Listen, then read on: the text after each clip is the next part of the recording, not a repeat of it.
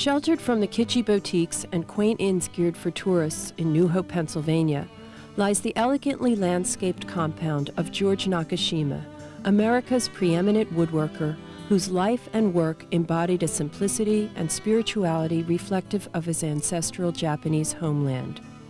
It is here that his daughter Mira Nakashima Yarnell carries forth her father's vision while discovering and nurturing her own distinctive artistry.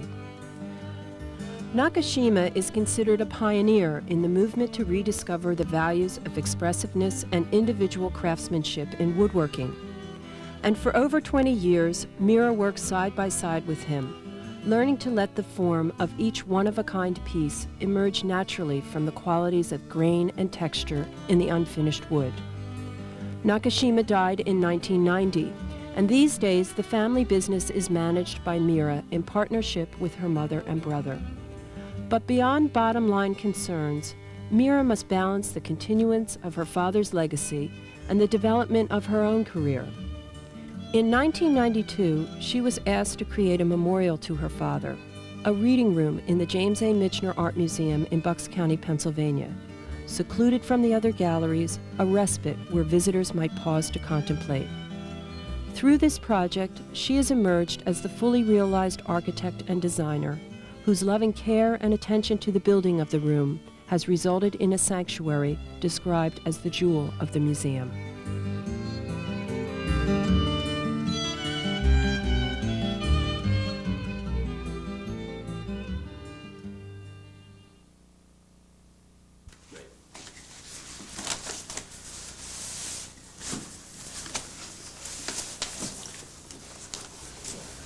What I've done is created a room that we've initially started to call a reading room. And once we started to think of a reading room, we started to think of quiet contemplation. And the subject of the Nakashima tradition was brought up. It occurred to us that this entire room, not only furniture, could be part of an effort that we might do together. And it was clear to me that it was more a holistic approach that was needed in the Michener Art Museum, where we would certainly coordinate with Mira, but I would much prefer that the detail be a reflection of her philosophy, the Japanese culture, and to try to aspire to have the tranquility which we experienced while visiting the compound on Aquatong Road.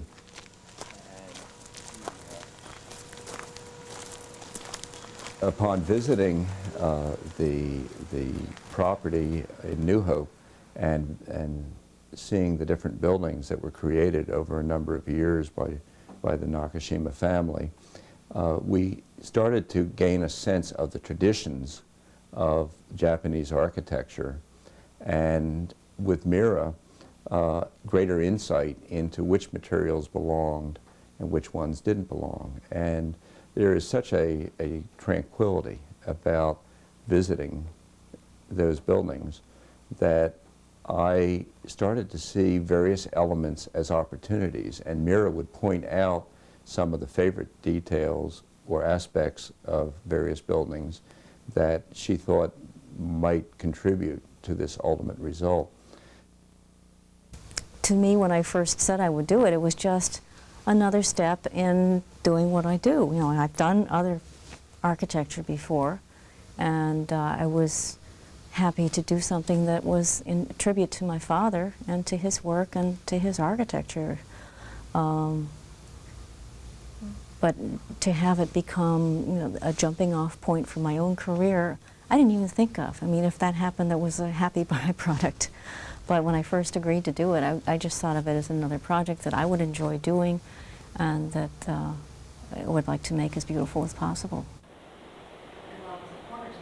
There were, I mean, although it was an empty envelope, so to speak, there were quite a few givens. The dimensions of the room were already given, and the height of the windows and the configuration of the windows was already there. There was a door, and there was, I think there was even a compartment for the proposed video equipment to sit in, and Lynn and his architects had proposed a window bench around the edge, and I think that's because they had already seen the soul of a tree and thought that that was a good idea. So I started from there and improvised a little bit, and thought about the wall covering, and I liked the wall covering in the tea room and in a lot of the Kyoto tea rooms. So I thought if we could get that, that would be really nice to do.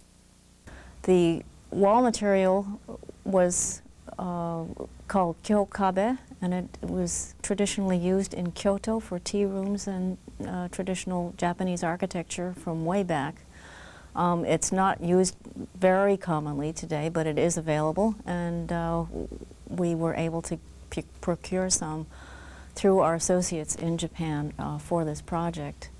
The shoji screens are also a very common element in Japanese architecture, and each of them is proportioned differently according to the window size. There is a traditional proportion which we followed fairly closely, but it's Japanese architects nowadays don't pay much attention to it because they use these huge sheets of shoji paper. In the old days they had little rolls that were 11 inches wide, and you had to proportion the slats accordingly. But it's no longer necessary.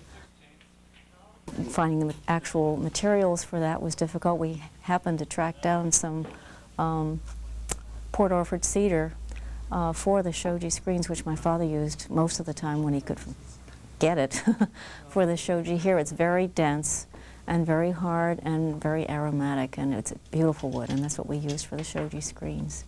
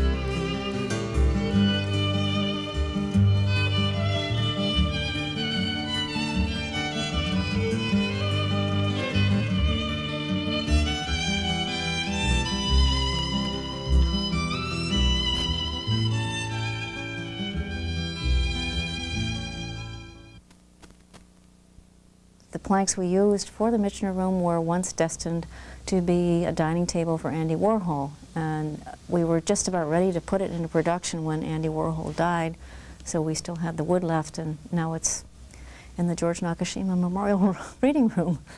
That is American elm, and it was a huge tree. The planks we have are 12 feet long by over 4 feet wide.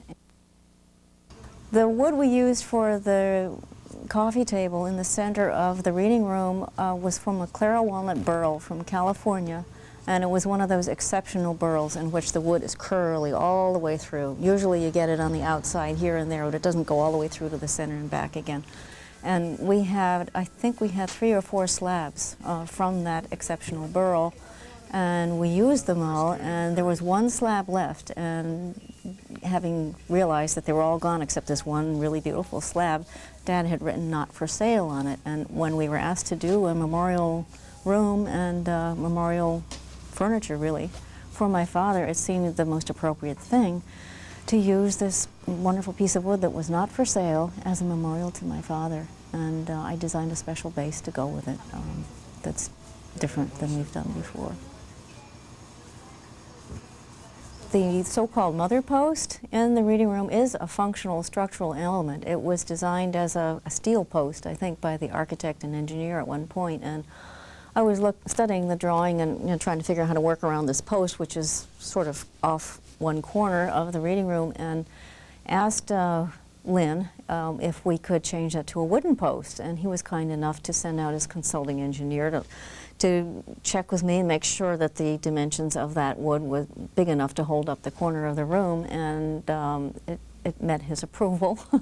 But it was a natural post. It came from the Nakashima property and was, as you can see, very free form and irregular, and we had to do a lot of hand work on it. The bark had to be cleaned out of all the little pockets, and all these little branches had to be trimmed off and sanded, and the cracks had to be filled. And it was a lot of hand work. I don't know if it's carved exactly, but it certainly has a lot of hand work. I think it took almost a week just to clean up the outside edges of that post, and then some to fit it in there.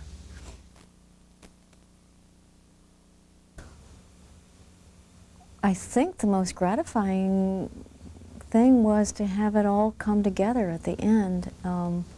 It was kind of exciting seeing, when I came back from Japan, I was in Japan earlier this year when they were doing the plastering, and when I first came back, I looked at the plaster walls and I looked at the color scheme for the rest of the Michener Museum, and I thought, I don't know if this is going to work or not because it's so different.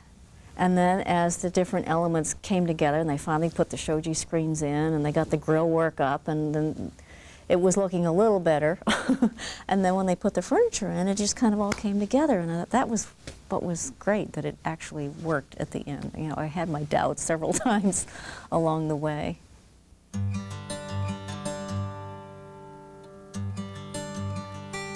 Respect the wood as it has swelled with every drop of rain that fell, and it has shrunk again with every sun that rises. In the building of its rings, it tells of joy and suffering. It marks a prophecy for man and writes the history of the land. Respect the eye that chose this tree beneath the forest canopy. It was the last eye to see it in its glory. It knew the tale the wood would tell, but could not speak until it fell. It chose this story for ourselves, like a good book off the shelf. The story of life's seasons is the ballad that it sings. Our lives are marked and bound together by concentric rings. Respect the arm and simple strength that subdued its mighty length, that embraced the wood with metal, bone, and muscle. More than life came crashing down as one more giant hit the ground and was carted to the mill. Somewhere the stump will mourn it still. The story of life's seasons is the ballad that it sings. Our lives are marked and bound together by concentric rings. Respect the labor and the toil of those who took this fruit of soil and sliced it into slabs and planks and lumber. Those that stacked it in the yard and those who shipped it wide and far, did they know where it would land as they held it in their hand? The story of life's seasons is the ballad that it sings. Our lives are marked and bound together by concentric rings.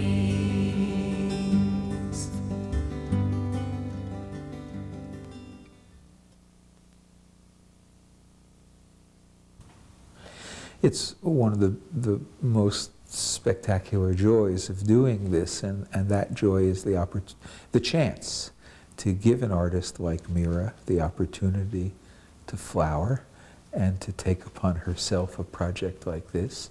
And as I look back on any of these kinds of projects, it's the people that you have an opportunity to work with, and to have Mira suddenly take charge and be responsible for the overall concept, and this, this act of love on her part as she is honoring her father, and at the same time, it is her design.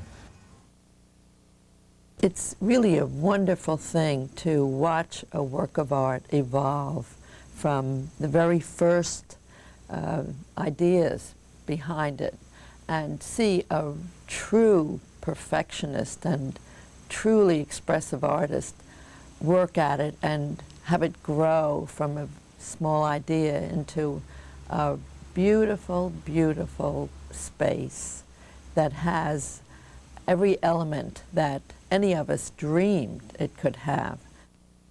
One of the really interesting things about Mira's career as it has grown and as she has developed fully into an artist, one of the interesting things is that she's working in a truly untraditional area for a woman, and especially for a woman of Japanese ancestry. I mean, she's fully developed in every way, and I think we'll all have to watch her from now on, because she has every aspect of her career down where it ought to be. She understands the design element, she understands the wood which she cherishes, and that's part of her family tradition. But she also has to make things tick, make things work, and fit all the right pieces in. And we see, when we worked with her over this beautiful room, we watched how she was totally in command, and with an innate understanding of what should be done, and how the room should look. And she's so strong. She has this wonderful softness about her, but she's such a strong person. The inner fiber is tremendous. Well, I think the room, to some extent, is the kind of spiritual center of the space. It is this, this quiet and profound space where you can sit and absorb all of the content of what is about you. And I think that it represents for the museum an association with an important part of this region's artistic tradition, and also a part of the American artistic tradition. It gives the visitor an opportunity to experience, well, I guess the way I might sum it up is by using the quote that is above the room. When you enter this room, you're entering a way of life. And that sense of really experiencing what the spiritual quality of Nakashima is what that room represents. It's not a chair on a pedestal that I see from a distance. It's not a stage set. It is a space into which I take myself, and I have the experience. And that, of course, is always the most profound thing that any art object can do. It can help you to have the actual experience. And that's what the room does. It's the spiritual center of the museum. I think it really carries the spirit and the feeling that he would have liked in a room. It's very much like a Japanese tea room. We have one here on our property. There's a combination of simplicity and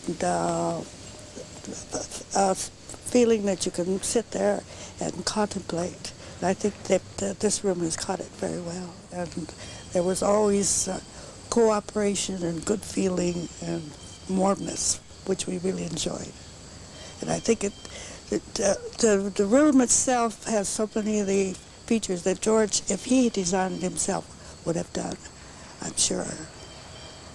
This oriental touch, and he showed you, of course, at the wall, and all the little details which Mira has put into it.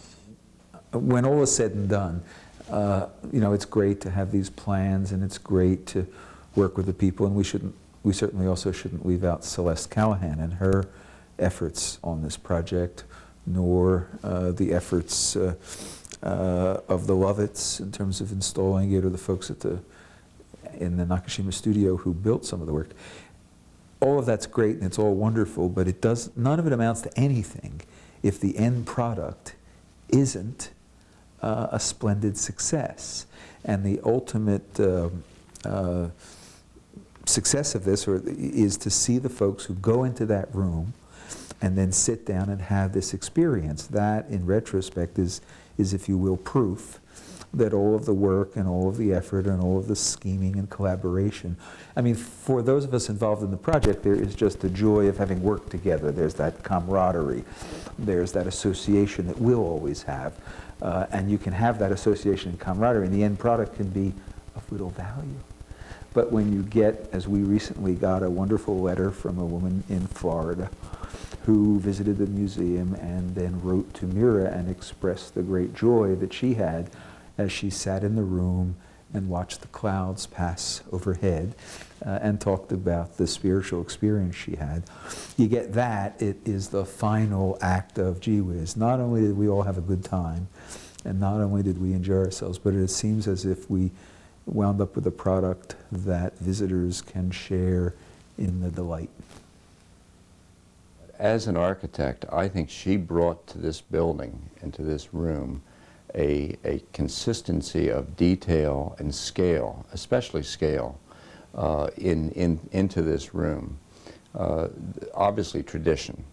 She understood the traditions that were critical, but when I walked into the room and saw the mix of the different types of woods and the detail on the ceiling, which reflected a proportion that was in scale with the Soji screens, all of that subtlety takes a very talented architect, and she is that talented architect, in my opinion. I can say one thing: she certainly influenced me in a way that I would like to grow from in buildings that I do. I think what it brought to all of us working on the museum was a greater sense of enthusiasm and pride to have this additional element of design, and not just objects placed within a room, but a whole design concept within a room. So as far as I'm concerned, what it did for me personally and the office, I think I can speak for the office, is raise the level of enthusiasm for yet another element within this museum. And as far as I'm concerned, I think I've made a very good friend that I look forward to keeping, and someone whom I'd like to work with in the future, that being Mira Nakashima.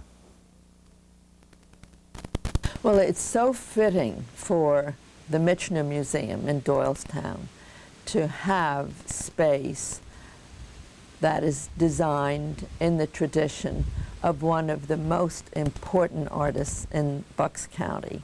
Certainly, just as the name Michener is known around the world and Bucks County is known around the world, certainly the name of Nakashima is known around the world for good reason. And so it was most desirous on the part of the board to have the physical representation of one of the really important artistic elements of our community, to be in the museum and to have a very special space. And it is a special and beautiful space that brings people in, not just in our community, but people who come from far away, to understand the true approach of this design element. I worked here for 23 years. 20 of those years have been with my father. But since he passed on, I always feel that his presence is still here in the studio. And his presence is what guided me when I was doing that room. It was almost maybe creativity is always this way, I don't know. But it was almost an unconscious laying of pencil to paper. I just, sort of drew it up. I didn't actually think, I want to have this kind of an impression and want to have this kind of a wall covering because it'll do this to people when they see it. It just kind of came. And we used wood, which Dad had collected. This one piece of wood in particular, which he said was so beautiful he did not want to sell it. And I felt that not only was it a tribute to him, but somehow it was a continuation of his work. And it was, maybe that's why I'm not so concerned about making my splash in the world, because I feel like I'm just a continuation of something that my father started, and that his presence is here in the wood and in the work that we do. It's not that he's really gone, that as long as we can keep making furniture, he's still alive to me. And maybe that's weird, but that's what keeps me going.